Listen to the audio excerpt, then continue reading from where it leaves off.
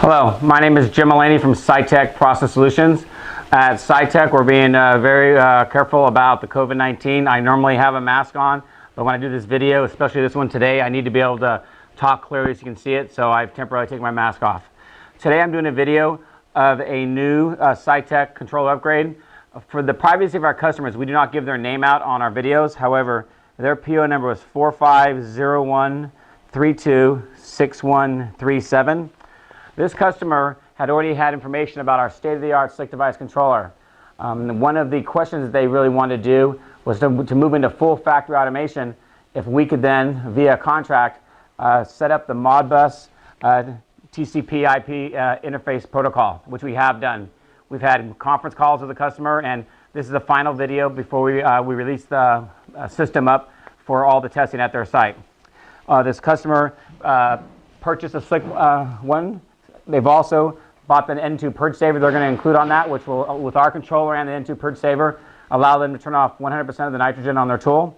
And they've also paid us the engineering costs for the system.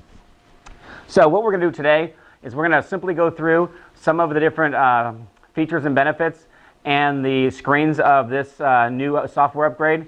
We also have a monitor set up here so the customer can see what we're doing, why we're doing it. We'll go over this in a little bit more detail, but here's our Sitek Factory Automation Simulator. Our customer was aware of how we're doing the simulation, and it looks like it's working very well. Part of our contract, there was a few things that were needed. We've actually done more enhancements than needed, but part of what they wanted to be able to handle in factory automation was selecting the recipe, remote starting the tool, remote stopping the tool, a password reset, which we'll go in more detail after, tool up or down, and clear alarms. We're going to actually go through and see all of these features working, but that's just kind of a quick overview of the system. So what I'm going to do now is I'm going to focus on this controller. I'm going to have Caitlin focus more on the controller than me because you want to be able to see what we're talking about. Caitlin, you let me know when we're all focused in. Okay, she gave me the thumbs up, so it's good. So the first way to do is we actually have decided, and actually it came into one of our conversations when we were doing a demo last week, and we didn't know what we were set up. We were set up for the factory automation was remote only. So what we did is under the idle screen, we added the status of the tool, a controller. This is in local and remote. Local, which we'll go into more detail, means the operator has full control like a traditional spinner and strier.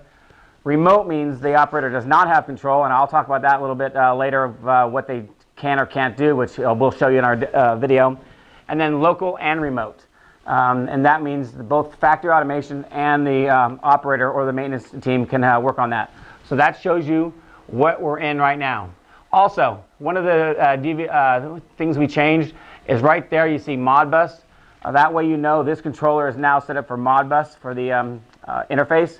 Our normal SlickDevice controller does not say that, so that gives you an idea.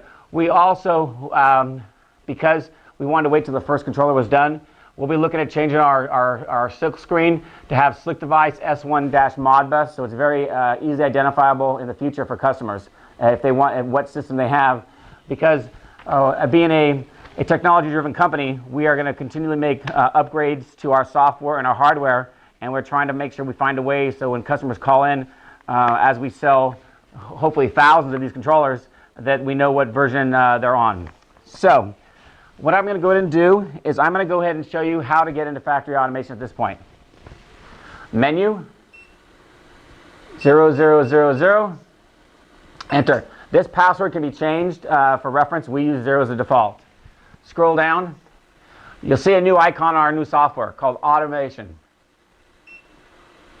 Now you can see we have local control only, remote control only, or local and remote. You can simply change it by clicking on the button, just like that, to what version you want.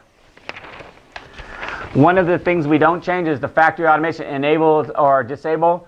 If you disable it, there might be a few seconds of the communication to be cooked back up. So we, at this point, say it's better to leave it enabled at this point because now you have your three choices. And we had meetings with the customer and they agreed on these three choices. More than likely, they're going to keep it in local and remote only.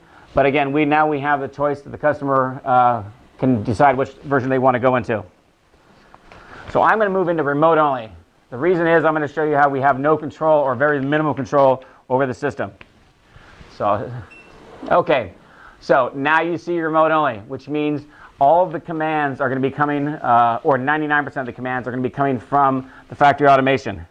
So as you can see, recipe. Normally, the N2 saver is activated, which is good. That's our nitrogen saver. Normally in the system, you can change the recipe. Notice how now we can't change anything? It doesn't work. You can't edit it. You can't select a different recipe. You can't get into alarms. Everything seems to be disabled. So what happens is when you're in the factory automation, it's disabled. One of the few things that you can do, which is a safety feature, is the operator can hit stop. So right now, we're in factory automation. You cannot even start the tool. However, as if the tool is running in the fab and there's some failure, you want to be able to stop the tool. You don't have time to call the factory automation team and say, oh, turn my machine off, because then now it's running away.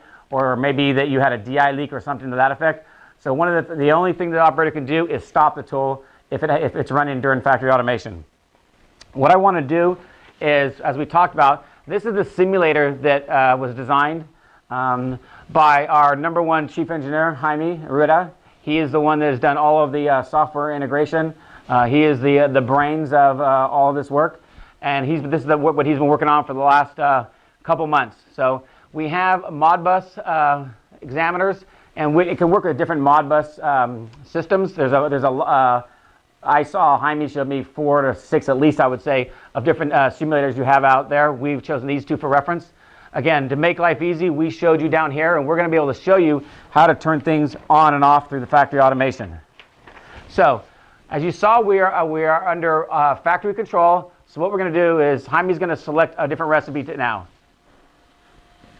Okay. See, right now we're on recipe 1. He's going to change it to recipe 3. As you can see, and I know this is hard for Caitlin to go back and forth, but now we're on recipe 3. As you can see, that was not selected by me. It was done by the automation team. We also then can do remote start, which without me touching the machine. There we go.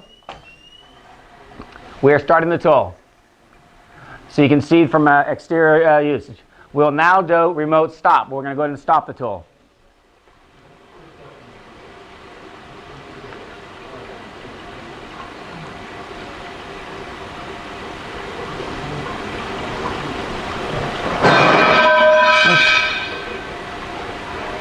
Do you want to do the remote stop now, Jaime? We don't have to finish the process run. There we go. As you saw, factory automation decided to have the tool go down. Alrighty. What we also want to do is, this is an uncompleted run. Actually, the only thing I can do is hit the OK to clear the screen. You're not running anything altogether. What we want to do now is I'm going to go ahead and have Jaime start it again. But then what we're going to do is we're going to go ahead and I'm going to manually turn off the N2 to simulate an error in the fab. And you'll see how the error comes up and how we clear the error. So Jaime's going to go ahead and start the tool again.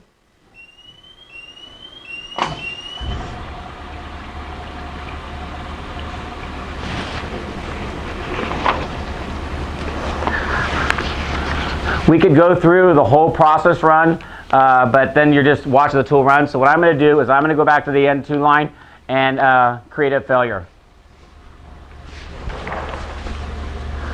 And N2 off. You're going to see it in just a second.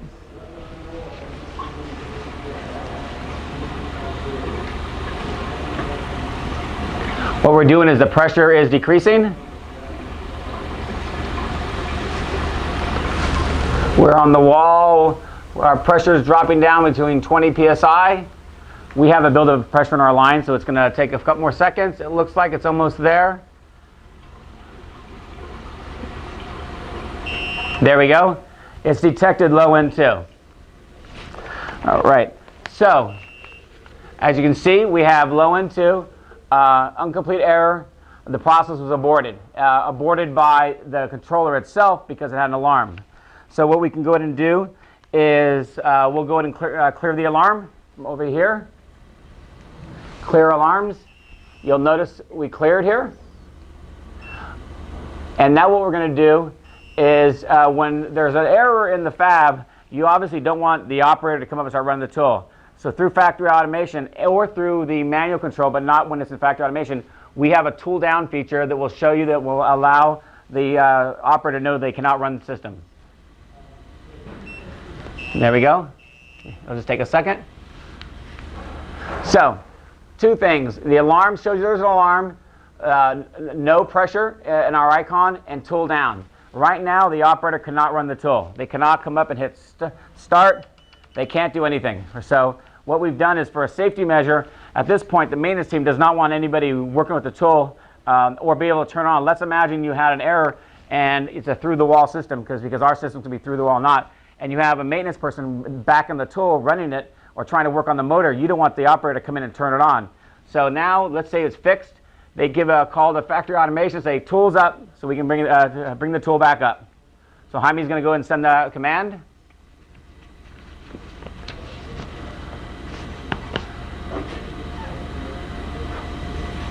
There we go. Alrighty. So there we go. And Jaime, oh, you know what I'm going to do? I need to turn the nitrogen back on now. Otherwise, we're going to continue to get that error, which would make no sense. Okay. All right, error cleared itself. As you can see, now it says LPP is flowing because it has the correct nitrogen flow rate. So what we're also going to do is, and this is a common issue in fabs, there's so many passwords that people have to memorize. If someone sets a password and doesn't remember it, and then they're stuck because they can't get in or out of factory automation, through our software, the factory can now reset the password. So Jaime's going to go ahead and so I'm going to do this menu. I'm going to say, actually, I'm going to go, whoops, I don't want to do that way. I'm going to go 1, 2, 3, 4, enter. Whoops, I got to go, whoops. 0, 0, 0, 0, enter. Alrighty, alright, so now I want to go to the, whoops. Actually, what I was showing you was, that's all you can do. The operator cannot get in and do anything here. But if you forgot the password, now the operator's stuck because there's no way to clear it. So what we're going to do is, Jaime, when he sends the command, it's down here called password reset. This password, if you had a password called 1234 or whatever it may be, the factory automation now can override the controller, reset it back to 000. So the operator or anybody has control. So that's how the password reset will work. Alrighty, so that gives a overview of our new Modbus interface for factory automation. First of all, Sitek, we're very proud of this. We believe we have the smartest retrofit controller and new controller available anywhere in the world on our systems. There's many videos that we've done over the last year and a half of this. If you go to YouTube and look and you Google Sitek process, you'll see our channel that has training on the controllers, the N2 purge savers, the value of it. So we're at a point now that we're going to work with the customer, with their automation team. This controller is actually the customer's controller. We're going to, upon them accepting this video, which we wouldn't do the video unless it meets all the particulars of the order. In fact, again, we've done more things that's needed. In their specification, I believe it was select recipe, remote start were the only two that they required. We opted to put in more because as we started going down, we realized if we're going to do the design work, let's design features that other customers, or really this customer, would want to have too. Why it's a little bit different is most customers don't have any automation in their spinner and strier, so they don't know what to ask for because we're the first one really to be that we know of on a retrofit market to be able to have the factory automation. So we believe that we've encompassed many things that most customers will want. So what we're going to do, we're going to send this video to our customer via link. Again, that's why we don't give their name out in the video. If they do accept it, which we accept them to, we're going to go and take this controller, get it shipped out, and then set up the needed time for us to go do and work with their install it in the fab and have it qualified. Again, my name is Jim Mullaney from Sitek Process Solutions. Again, today I was very proud to show you the new Sitek SlickDevice S1 with the Modbus configuration. We believe, again, it's state-of-the-art. If there's any questions, you can feel free to call us at 916-797-9000 and ask for anyone in our engineering or sales team. Thank you. Have a great day.